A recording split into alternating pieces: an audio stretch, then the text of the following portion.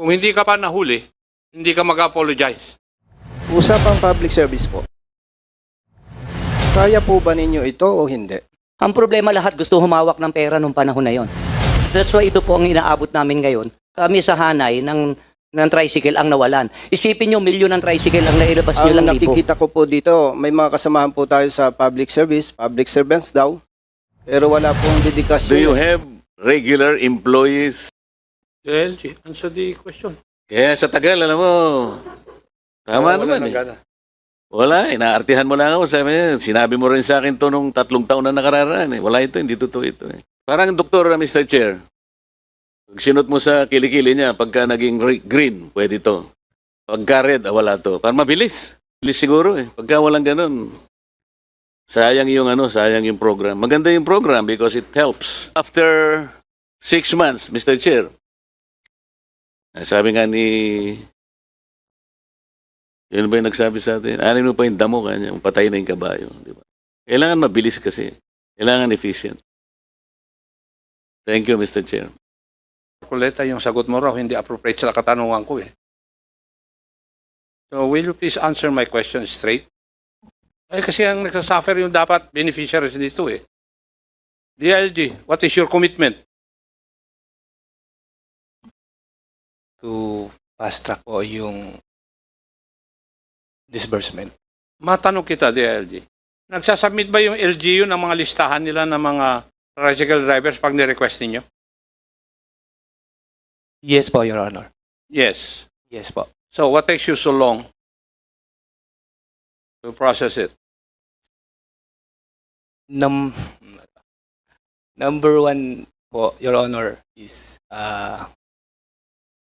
tinatransmit po kasi namin yung consolidated na or yung national data na po kay LTFRB once makomplete na po lahat ng submission ng regions Hindi. para isahan po yung submission. Nandyan sa inyo ang problema eh.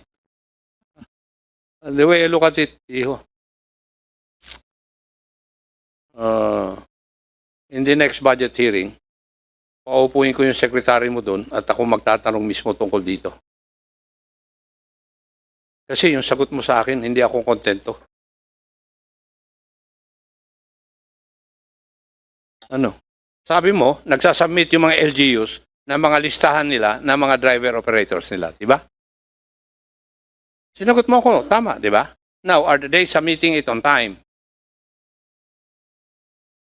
Yes or no? Hindi po lahat on time. Oh, pero yung nakakompleto na, bakit hindi nyo i-submit dun sa LTFRB? Sa national data po kasi ino-consolidate pa po namin siya. Bakit kayo kailangan i-consolidate? Bakit hindi yung nakapag-submit ng kompleto, nakita nyo yung tama, bakit hindi nyo ipadala sa LTFRB na ito dapat mabayaran na o mabigyan na? Hindi ko naman tinatanong kung sino ang focal person eh. Eh kasi sa budget hearing, yun ang pasasagutin ko. Sa management po, Mr. Chair, Sino nga? ng data. ng Sino nga database. ang boss doon? Ang director po namin is si Director Debbie Torres po. Ng Alin? Director Debbie Torres. Director? Debbie Torres po. Bureau of Local Government Supervision. Yes, Aldo yung namamahala ng data na ito ha. Yung data ng mga tricycle. Yes po. Yes, Comsec. You kindly invite him together with the LTFRB. Any other issue? You can, yes. Yes, Your Honor. Mr. Chair, if I may. Sa DILG, Mr. Chair, masyado po ako nagtataka eh. Kasi po, tayo as public servants, dapat natutuwa tayo na magbigay ng pera. Magbibigay na lang po, Mr. Chair eh. Eh, samantala nga po, Mr. Chair, yung Public Utility Modernization Program, wala pang route rationalization plan. Nagmamadali ang LTFRB para bumili ng mga sasakyan. Ang daming problema. Pero ito po, Mr. Chair, funded na, may pera na, ipamimigay na,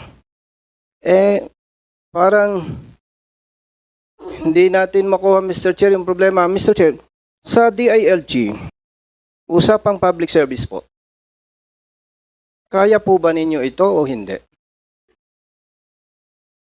Mr. Chair, Mr. Chair, yes po. Kaya po. kaya.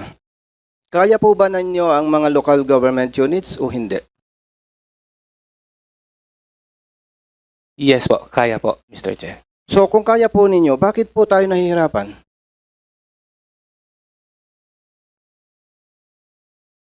With your indulgence, Yes, Your Mr. Honor. Chair. Iho, sino bang mas mataas sa inyong tatlo? Kasi lingon ka ng lingon eh. Sino ba ang mas mataas sa inyong tatlo sa departamento?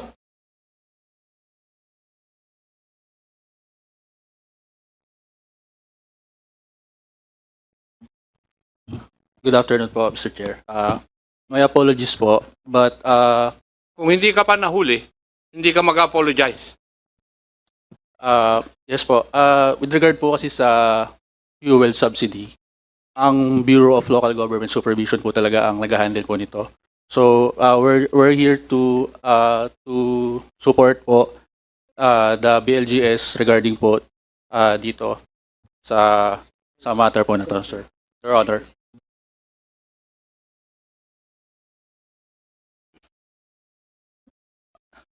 May I ask, can you answer all the questions to be propounded by the members of this committee regarding this issue, fuel subsidy program?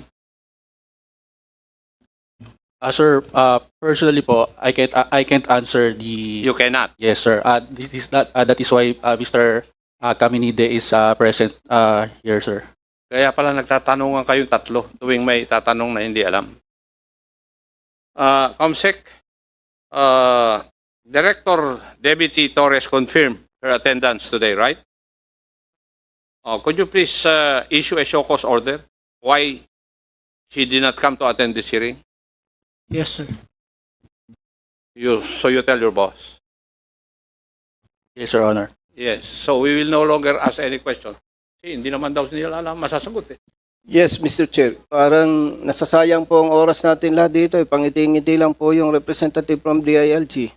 Then, papaano po natin, Mr. Chair, makukuha yung tiwala na ating mga kababayan, particular yung mga tricycle drivers.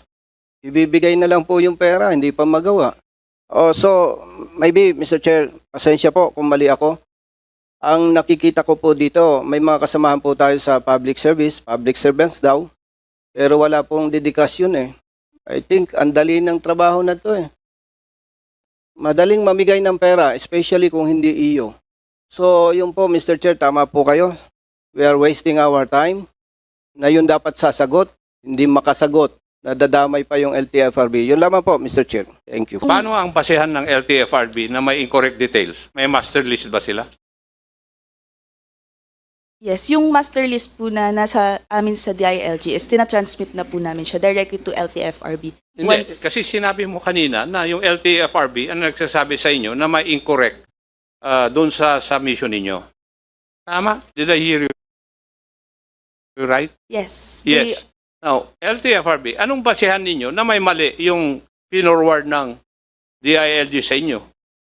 Your Honor, the GCash account of the intended beneficiary, Your Honor. Should the team find out that the GCash account is incorrect or the GCash account is not registered to the intended beneficiary or the GCash account is invalid, we return the same to the ILG or to the ICT for rectification of the list, Your Honor.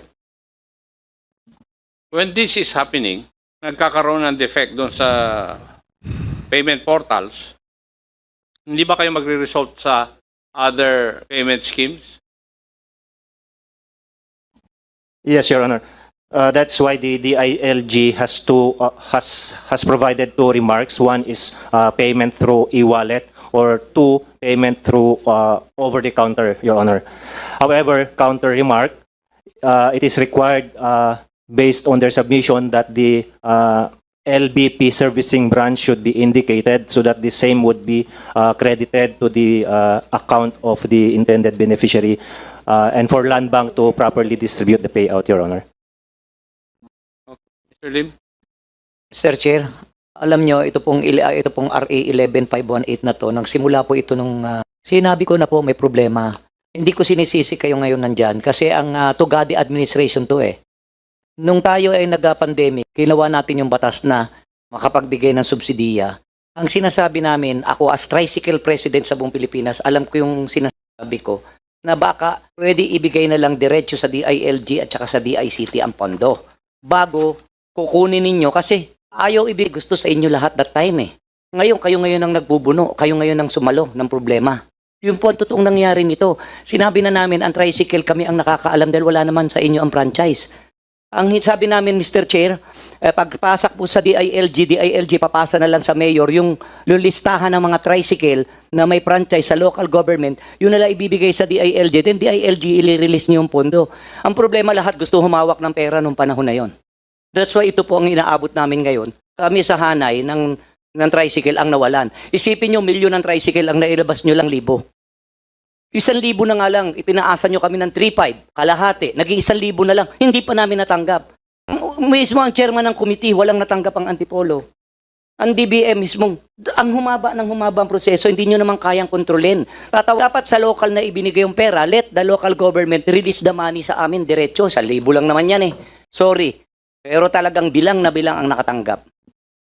Mr. Chair, problema po nila yung proseso. Proseso po talaga. ASEC Gonzales? Are you the most senior ASEC now? Present? Yes, right now. Yes. Could you do something about this and report what you have done regarding this issue to this committee? Yes, we'll do that. It's been a recurring problem already. Yes. Okay. So, anybody who wants to say something about this issue para lumipat na tayo dun sa susunod? Wala?